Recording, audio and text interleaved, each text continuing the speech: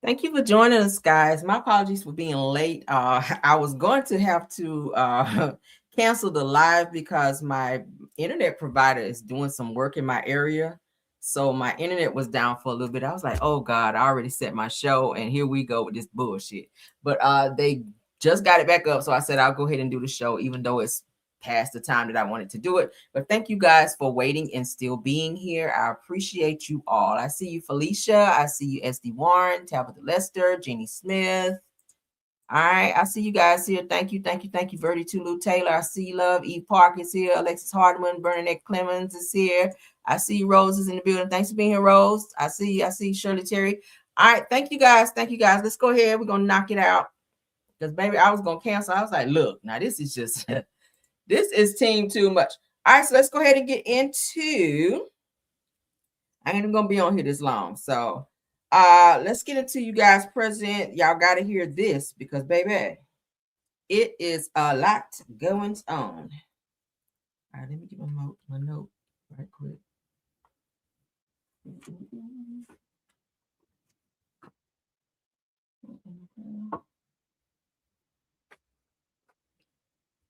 Okay, yeah. All right, so let's get into.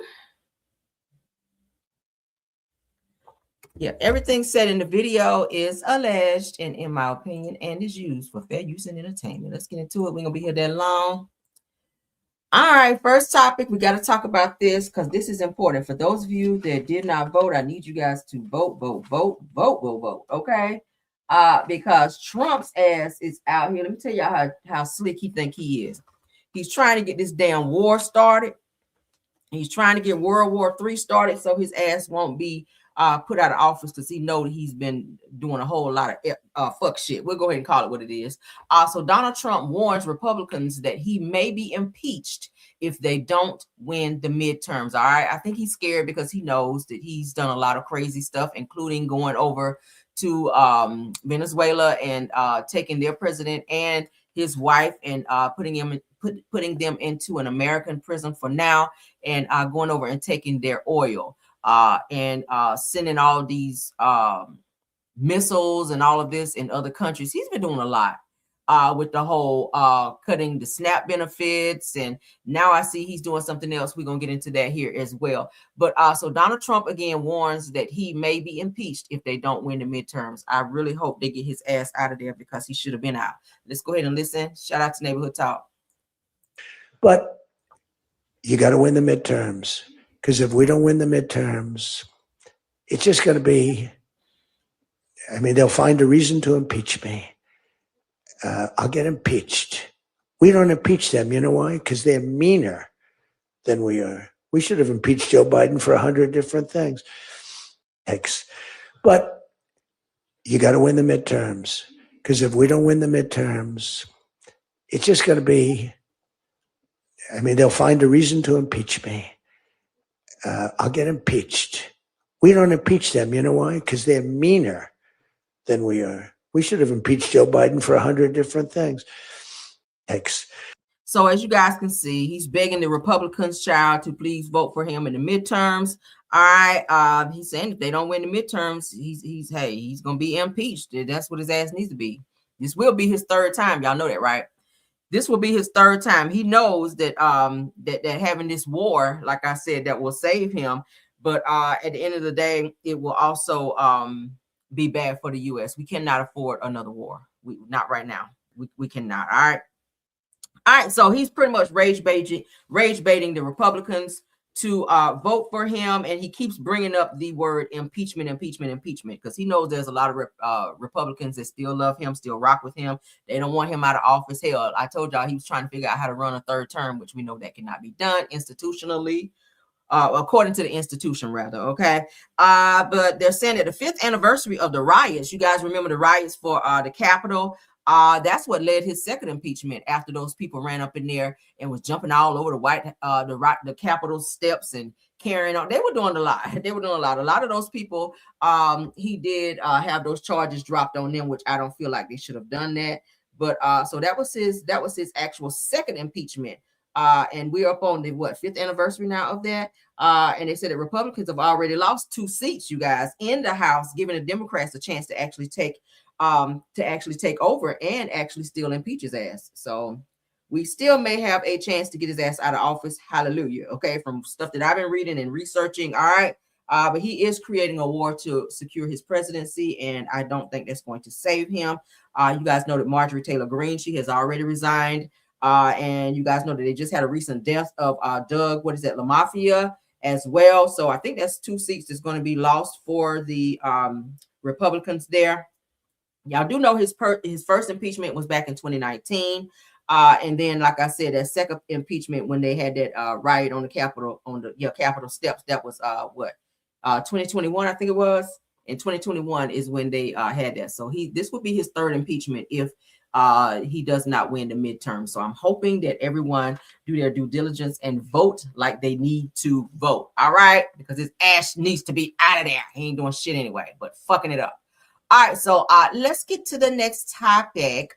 Y'all favorite cast member of Love and Marriage Huntsville child, Tisha Scott, is out here on her Melody Cherie thing. She is trying to do speaking engagements now. Okay, how does one that cannot speak do speaking engagements? Someone asked. Don't ask me. Ask the speech therapist child, because she said she was seeing one. But I'm gonna be honest with you, Tisha, you do be. I saw that just in a few clips for this new season. You are over pronouncing words. Like, you need to slow it down, baby. I know your speech therapist probably told you, girl, slow it down. You ain't got to break it down too long. But you do be kind of still mispronouncing stuff. I don't think you're ready for no speaking engagements, especially at no damn conferences. All right, but she did announce that she will be at the 6th annual Women's Day Expo, as she calls it. Okay. Conference. So y'all see she put there speaker. She wants y'all to know that on March 27th through the 29th, girl, I hope you ain't speaking on all of those days, that she will be the keynote speaker there. All right. So she says that she's stepping out of her comfort zone and saying yes to the opportunities she says that God has blessed her with. She said that she is honored to be speaking at the 6th annual Women's Day Expo, okay, conference. What do y'all think about that?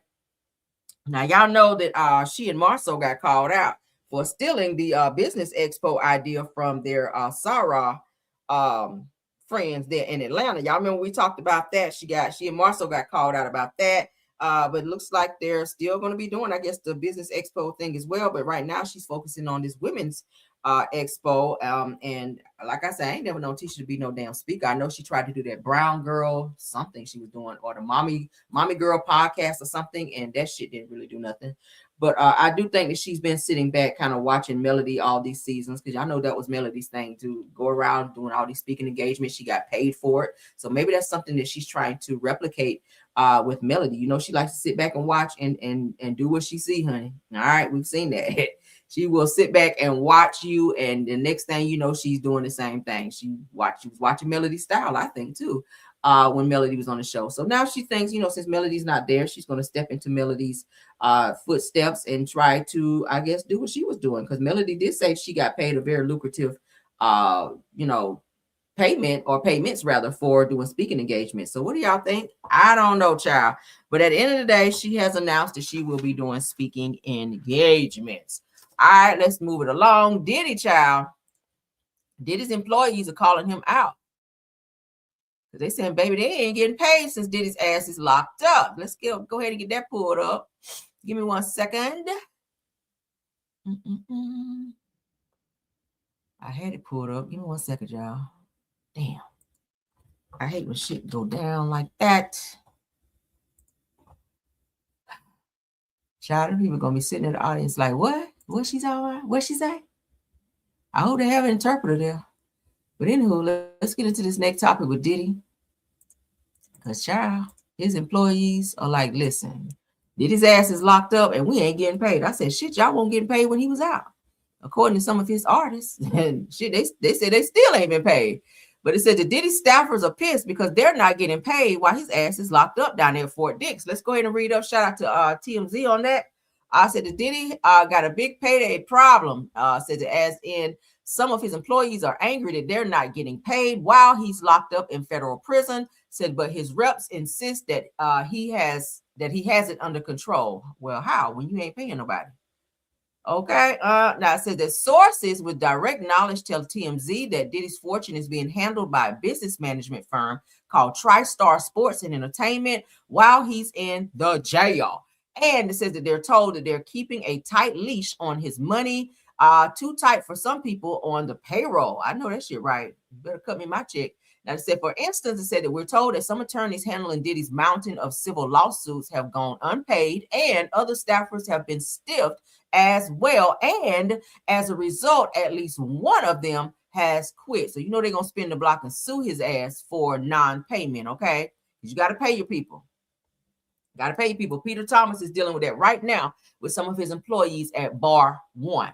However, said that Diddy's rep, Judy Engelmeyer, tells TMZ that people, personnel, and attorneys are being paid and no one is leaving. Now, that's what his personnel is supposed to say because, of course, their job is to also protect Diddy's image. Of course, he doesn't want it out there by him being this mogul who is said to have all this money that he's not paying people, personnel, lawyers. Like, yeah, we just saw where it said that he's not.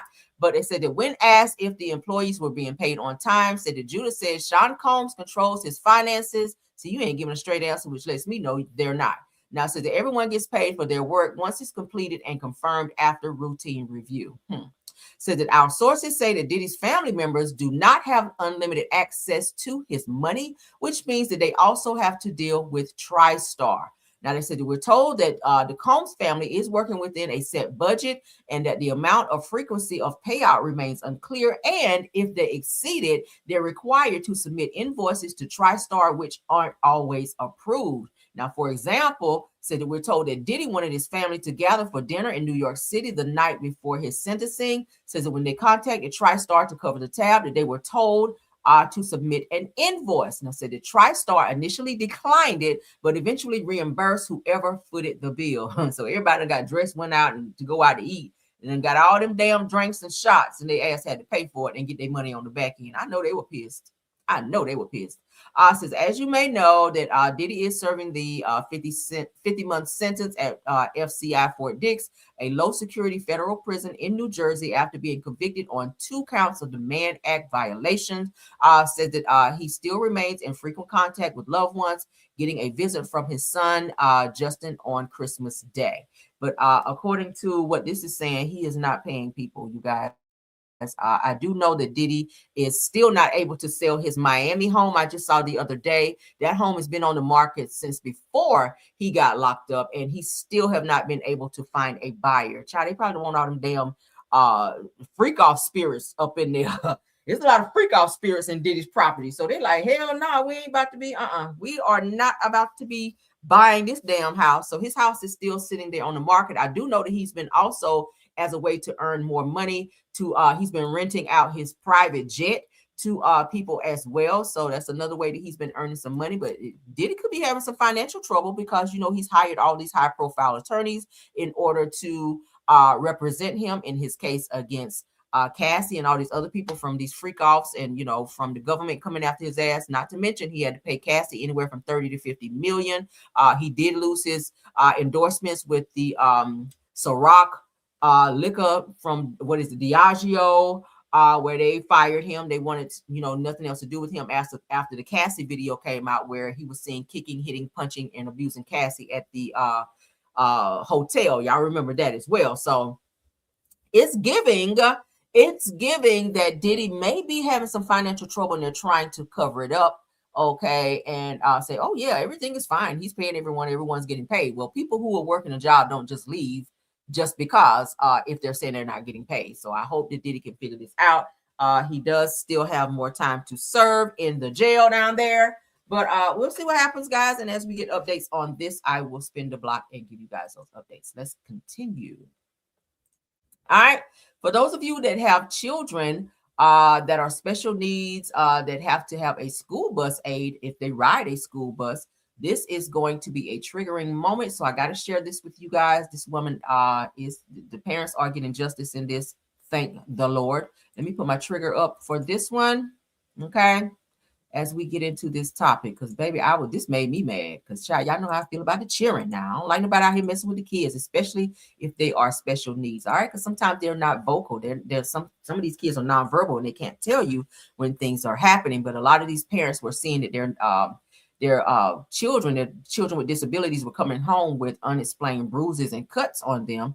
And this bitch right here on my screen is the reason why. So let's get into it. According to the Neighborhood Talk, former Colorado school bus aide pleads guilty to felony child abuse after being caught on camera hitting special needs students. Said that the school reviewed the bus surveillance footage after parents raised concerns about kids coming home with cuts and bruises. Let's look at the video, then we will read up on this. Do have some breaking news just minutes ago. A former bus aide in Littleton pleaded guilty to 12 of the 13 counts against her.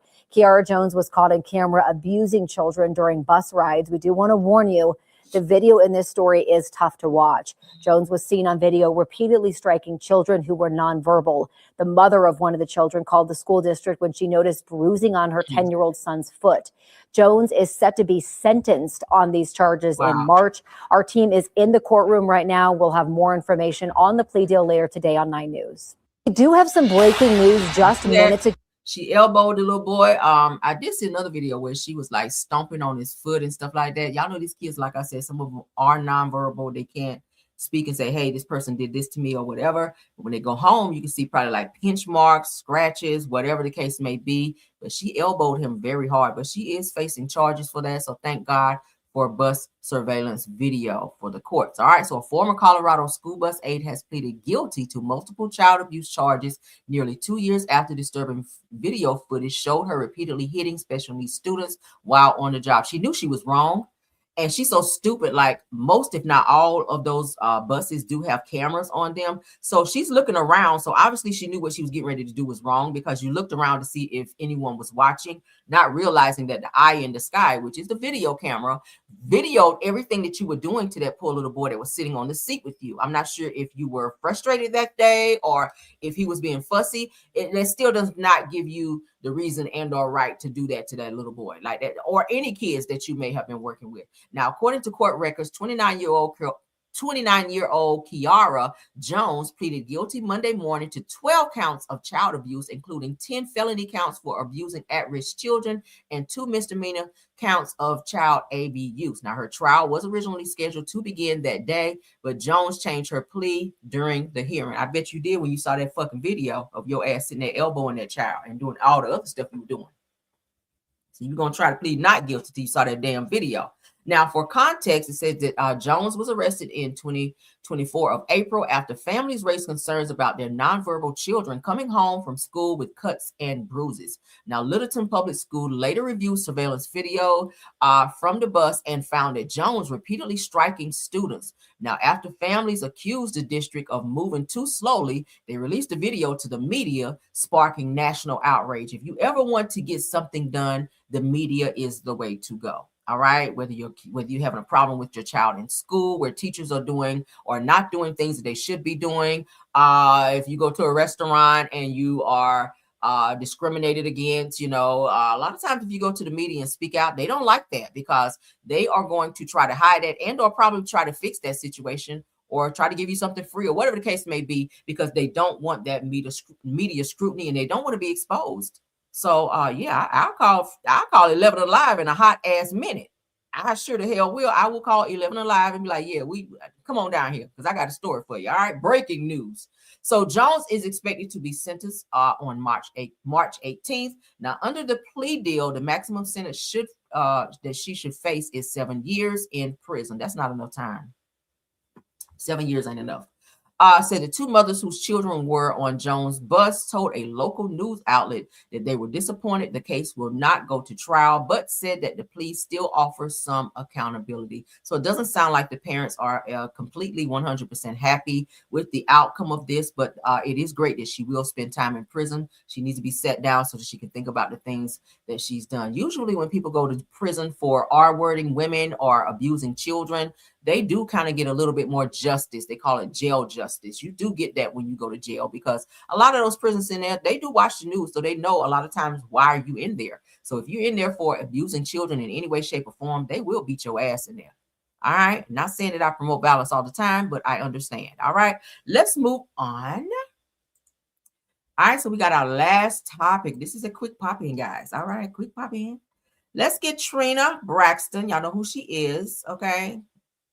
The one who loves to protect her now deceased husband when he was doing some very egregious things to her niece. All right.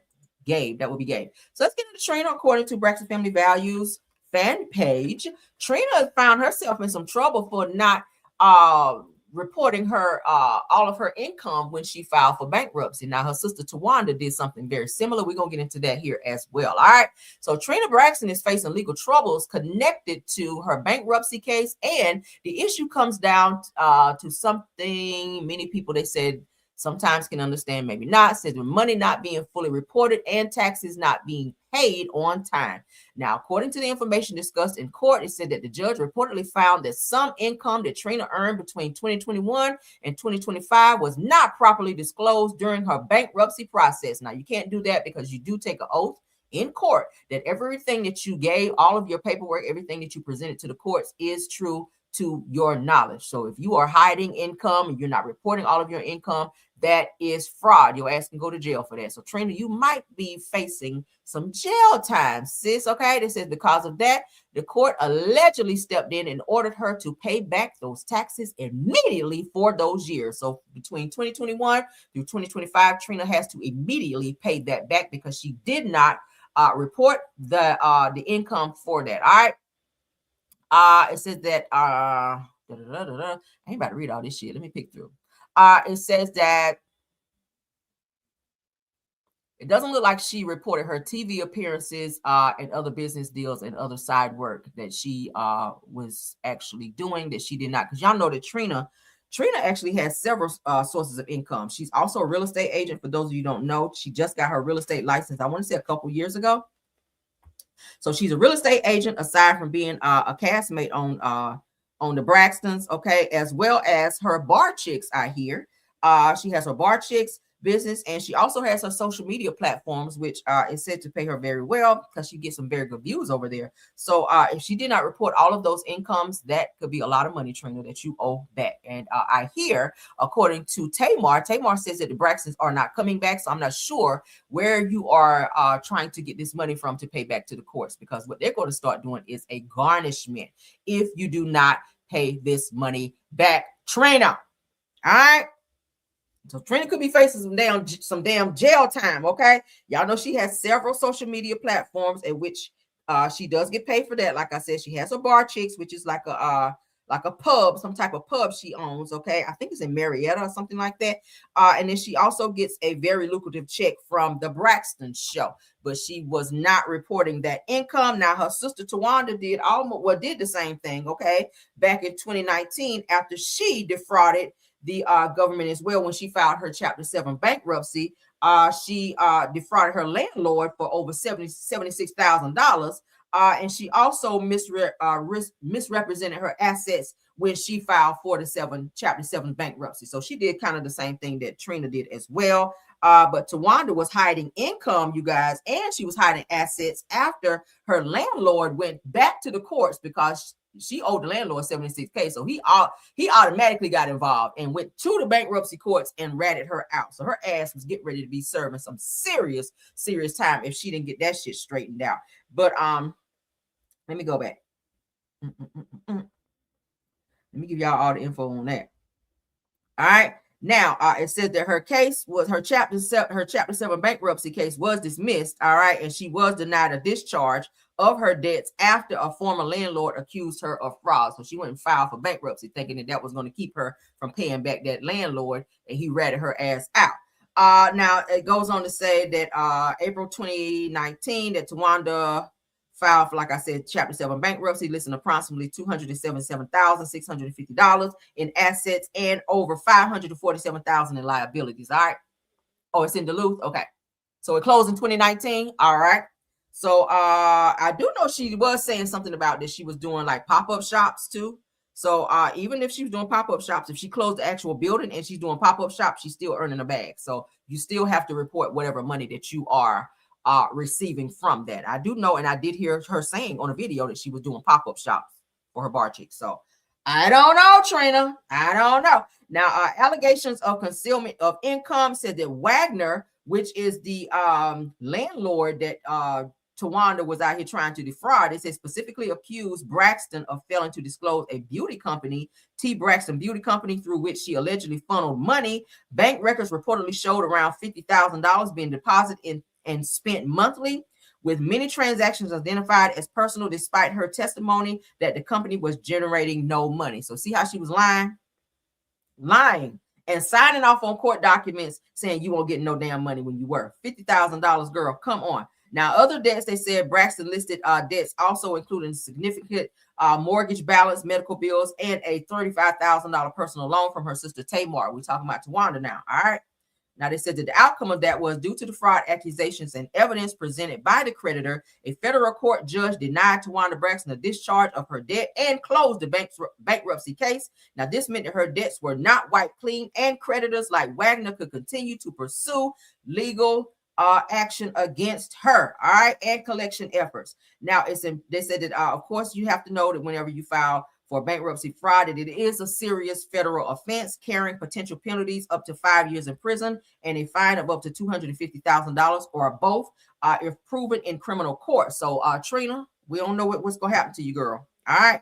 We don't know what's going to happen to you. I know Tawanda went to jail for a little minute, but I know she also signed off on her mama's checks, okay, as well. When she wasn't supposed to be doing that. Tawanda is a whole damn criminal out here. And it's looking like her sister, Trina, is headed in her footsteps. Maybe she took a page out of her sister's book. I don't know.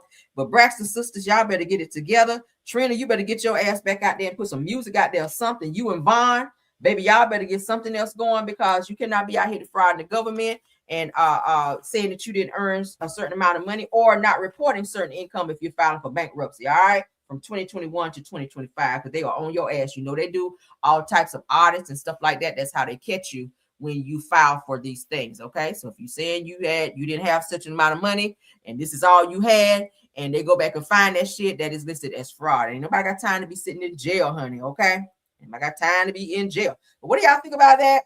That's all I have for this video. Thank y'all for being here. Let's look at a couple comments right quick before we go, though. Said that Mary White said that Tawanda is trifling, so is Trina's child. Right, okay. That brother is too. The brother is too, okay. Ashley Braxton's dad, Michael Braxton Jr., he the same damn way. Okay, I ain't saying he doing no fraud shit, but he was doing some shit too that wasn't so kosher. Y'all remember he was sending out cease and desist and NDAs and shit, so his daughter couldn't talk about something that was going on in their house, all right? And it was alleged that he might have been the person who was touching Tamar when she was younger, allegedly. D Nice says that I don't understand why people that are not used to receiving large amounts of money invest in a solid financial advice. Right. Okay, absolutely. You have to do that. Denise Slay says that why do they get on TV with all that extra baggage? Right, because people ain't gonna do nothing but dig and find out what you damn doing. Right. I see you, Stu Queen, be in the house. Thanks for being here, love. Let's see. Mary White says that that's why Tawanda is trying to get Kevin Jr. to let him take over. Yeah. We talked about that the other day. I told y'all that Tawanda has started to attach herself to Tracy Braxton's son, who has all of Tracy's money, all of her assets, everything in her will was left to her son, Kevin Jr. And now Tawanda has attached herself to him, saying that she wants him to relinquish some of Tracy's things to her and the family. But a lot of people saying that they feel it's for personal gain because Tawanda is dealing with a lot of financial stuff right now. I think that that's very fraudulent of her to do that, because I hear that during the time that Kevin Jr., because none of them really fooling with Kevin Jr., but when they needed a storyline after Tracy died, they wanted to act like they were so close. Not saying they don't love their nephew, but I do feel they used him for a storyline and for money. It was said that during the time that around the time he graduated, Toni Braxton's son, I think Diesel, also had a graduation, and instead of them going to support Tracy's son, they all went to Tony's son Diesel's graduation, and nobody went to support Tracy's son except the father. So my thing is, with all of you guys, because there's a lot of y'all, some of y'all could have went to go support Kevin Jr., and then some of you guys could have went to go and support Toni and her son. But the fact that no one went to support him, and y'all acted like y'all didn't give a damn, but when it was time for the cameras be up and filming, here y'all go at it like he's y'all favorite nephew. And even when he did fly from Baltimore to go, or Maryland rather, to go and to Atlanta to film with them. He was having to stay in a hotel. And Trina, you live in Atlanta. Miss E, you stay in Atlanta. You the grandmother. Why this boy got to stay in a damn hotel like he's a guest when that's your family? But then when it comes, and Tawanda as well, Tawanda, you stay in Atlanta as well. So why not making this boy stay in a hotel versus staying with you guys? Tawanda, you got a huge house over there, a huge 5-bedroom house. Why could you not allow your nephew, who you're now asking to give you assets that belong to him, why you can let him stay in your house? Miss E, that's your grandson. You let Tamar's son stay with you. You let Tamar's son stay with you. I don't get it. I don't get it. But yeah, that's a hot ass mess. Okay, so we read that one already. Yes, guys, please hit the thumbs up in there. But that's all. That's all. I just wanted to share that with you guys. But them damn Braxton sisters is something else. Okay, they are something else. But they do need to get some financial advisors, because, baby, listen, that's not a good look. That's not a good look. I do remember them saying that Tamar and Tony were the higher earners on the show, and that Trina and Tawanda, they were kind of giving pushback because they felt that they brought so much to the show as well. They felt like, hey, if we weren't on the show, or we weren't making appearances on the show, that the show would not be what it was. So I think they were only getting paid like 50 grand, but it was Tamar and Tony who were getting the bigger checks. Y'all know that Tamar actually brought Braxton Family Values to our TV screens. It was her idea. She and actually Tony came together and helped put this out there. Okay. At one point, Tony didn't even want to do the show, and the rest of the girls were like, well, if Tony ain't going to do it, then I don't think we're going to be able to get this done. But Tony, she decided, they said last minute, to be on the show, and she also helped executive produce and all of that. But it was ultimately Tamar's idea and decision for this damn show. So she pretty much put a bag in everybody's pocket so that they can earn a coin. But according to Trina and Tawanda, they were not happy with their paychecks from the show. But be happy that you got a paycheck at all, child, because other than that, I don't know. But that is it, and that is all. Thank you guys for being here. They said, and we know how that turned out. And she produced a reel, yeah, and they got her up off the reel. She sure did. She sure did produce the reel, and they got her the hell up off the reel because she was doing too much. Tamar was too extra. I used to watch the reel when she was on there, and I was just like, oh my God, Tamar, like, settle down, sis. Okay, she was just too animated for me. But yeah, that is it for the show, guys. Thank y'all so much. Let's go to my thank you so we can get out of here, child, because I'm ready to go to bed. Thank y'all for stopping by, though. To my Top Flight Mods, True TV Podcast, Stephanie Thomas and Rose Armstead, thank y'all for doing an awesome job, okay? Thank you to all of my content creators. Astute Queen B, I saw you in the house. JCD Creations, thank you. Shay P, if you're here. Queen Speaks TV, thank you. Jonetta Speaks, if you're here. Simple Mom Family TV. I think that's it. Oh, Dear Retalk, I know you be in my bushes, as well as Black Women in the Building. Did we miss anyone? All right. Did we miss anyone? If I did, please do not charge it to me, guys. All right. Because your girl is tired tonight. But I will see you guys tomorrow. Please don't forget to keep your notifications on so you guys will know when I go live. Again, don't forget to tap on that like, hype the video up, subscribe to the channel. Also, check out Rails World. All the things of the things. Y'all know how we do it over here. All right. If nothing else, I will see you guys tomorrow. Until then, have a great night. Happy Tuesday to you all. And good night. Bye.